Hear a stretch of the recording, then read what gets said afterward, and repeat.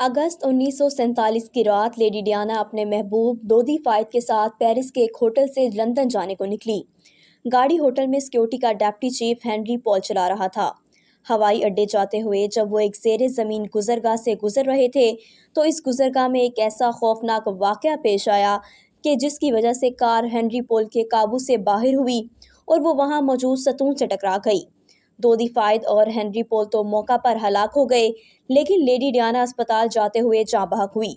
اس واقعے کی خبر پھیلتے ہی برطانوی اور فرانسیسی میڈیا راگ الاپنے لگا کہ یہ حادثہ تھا۔ فرانسیسی اور برطانوی پولیس نے بھی بالآخر اسے حادثہ ہی قرار دیا۔ پولیس تفتیش کاروں کا یہ دعویٰ تھا کہ ہنری پول نشے میں تھا، لہٰذا وہ تیز رفتاری میں کار سنبھال نہ سکا اور کار حادثہ انجام پایا۔ نہیں یہ قتل ہے، تاہم دودی کے والد اور مصری نیاد برطانوی ارب پتی محمد الفائد نے اسے حادثہ نہیں قتل قرار دیا۔ ان کا دعویٰ تھا کہ شہزادی کو اس لیے مارا گیا تاکہ وہ ایک مسلمان دودی سے شادی نہ کر سکے۔ نیز ڈیانا کے سینے میں کئی شاہی راز دفن تھے جس کا نام و نشان مٹانے کی خاطر شہزادی کا قصہ تمام کر دیا گیا۔ جان میکنامارا کو حکم دیا گیا کہ وہ نجی پرائیویٹ طور پر واقعے کی تفتیش کریں۔ جان نے تفتیش کا آغاز سفید فیٹ کار کی تلاش سے کیا۔ جان کو یقین تھا کہ اس قتل سے سفید فیٹ کا قریبی تعلق ہے۔ جان اسکاٹ لینڈ یارڈ اور لندن پولیس کا سابق افسر اور تجربہ کار سراغ رساں تھا۔ اس کی قیادت میں نجی جاسوس 3 ماہ کی تلاش بسیار کے بعد آخر سفید فیٹ کار تک پہنچ ہی گئے۔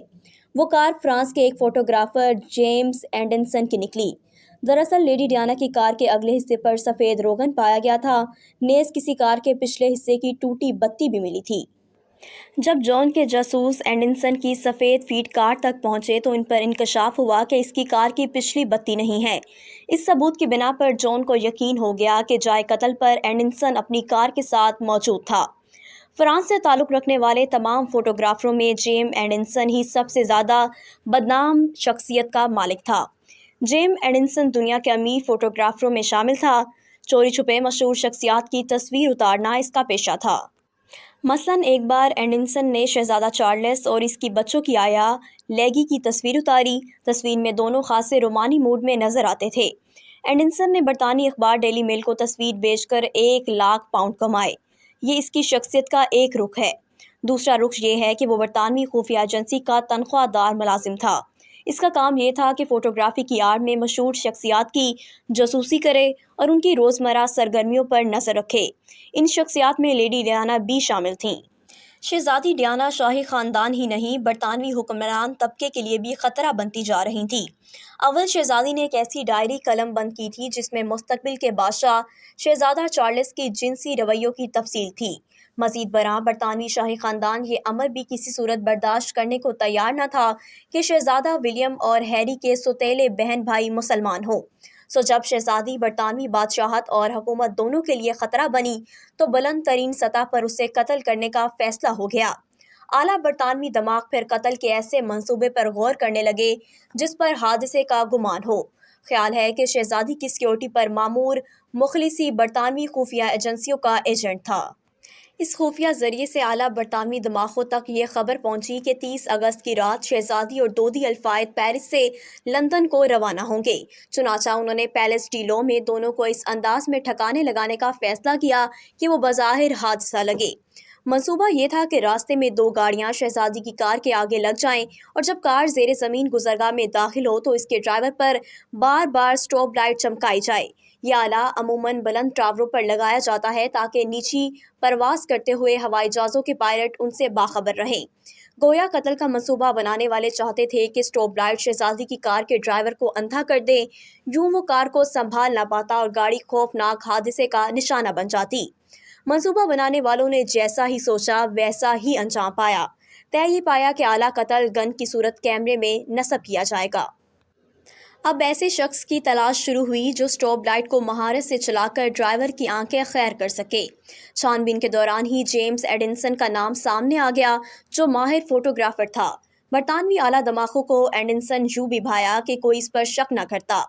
فوٹوگرافر شہد کی مکھیوں کی مانند شہزادی کے پیچھے رہتے تھے۔ چنانچہ فیصلہ ہوا کہ نہ صرف اسے قتل کی واردات میں شامل کیا جائے بلکہ اس کی سفید فیٹ کار بھی استعمال کی جائے۔ یاد رہے کہ جب شہزادی ڈیانا جہاں بحق ہوئی تو مغربی میڈیا حادثے کی یہی وجہ بیان کرنے لگا کہ فوٹوگرافر کار کے پیچھے تھے اور ان سے بچنے کے لیے ہی ہنری پول نے کار کی رفتار تیز کر دی اور پھر اسے سنبھال نہ سکا۔ حقیقت یہ ہے کہ جب شہزادی ڈیانا کی کار خفیہ انداز میں ہوٹل سے روانہ ہوئی تو اس کی رفتار خاصی تیز تھی، اس لیے فوٹوگرافروں کو کچھ دیر بعد احساس ہوا کہ ان کی شکار تو اڑ چکا ہے۔ تب وہ ہوائی اڈے کی سمت جانے والے راستے پر گامزن ہوئے۔ راستے میں فوٹوگرافروں کے بھیس میں دی انکریمنٹ کے تربیت یافتہ ایجنٹ شہزادی کی کار کے منتظر تھے۔ ان کاروں میں سے ایک سفید فیٹ تھی۔ جیسے ہی شہزادی کی کار زیر زمین گزرگاہ کے نزدیک پہنچی، قاتلوں کی کاریں آگے اور موٹر سائیکلیں اس کے پیچھے لگ گئیں۔ انہیں فوٹوگرافر سمجھ کر فطرتاً ڈرائیور نے کار کی رفتار تیز کر دی۔ جب کار گزرگاہ میں داخل ہوئی تو عمل کرنے کا وقت آ پہنچا۔ ایڈنسن نے اپنی کار کی کھڑکی سے نکل کر چند بار اسٹاپ لائٹ ہنری پول کی آنکھوں پر چمکائی۔ یہ حربہ کامیاب رہا اور کار اس کے قابو سے باہر ہو کر ستون اور پھر دیوار سے جا ٹکرائی۔ یہ خوفناک واقعہ رات 12:23 پر رونما ہوا۔ حادثے سے قبل سفید فیٹ اور شہزادی کی مرسڈیز کے درمیان ٹکر بھی ہوئی۔ نتیجتاً فیٹ کی پچھلی بتی ٹوٹ گئی اور کچھ رنگ بھی مرسڈیز سے جا چمٹا۔ ٹکراؤ کے بعد وہاں سے گزرتے کچھ لوگوں نے گاڑیاں روک لیں اور کار سے زخمیوں کو نکالنے کی جدوجہد کرنے لگے۔ عجیب بات یہ ہے کہ ڈاکٹر آدھے گھنٹے بعد جائے حادثہ پر پہنچے۔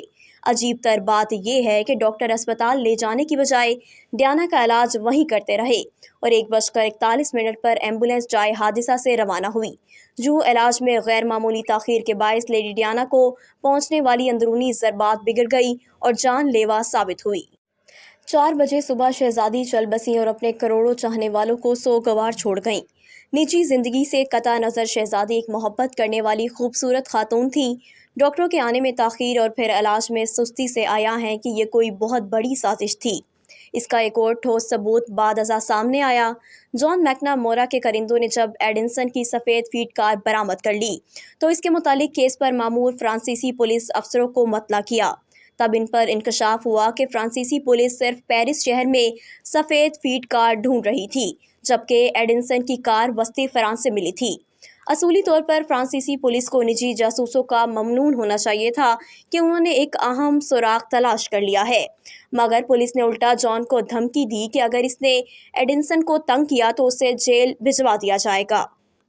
چنانچہ مجبوراً جان کو ایڈنسن کے خلاف چھان بین ختم کرنا پڑی۔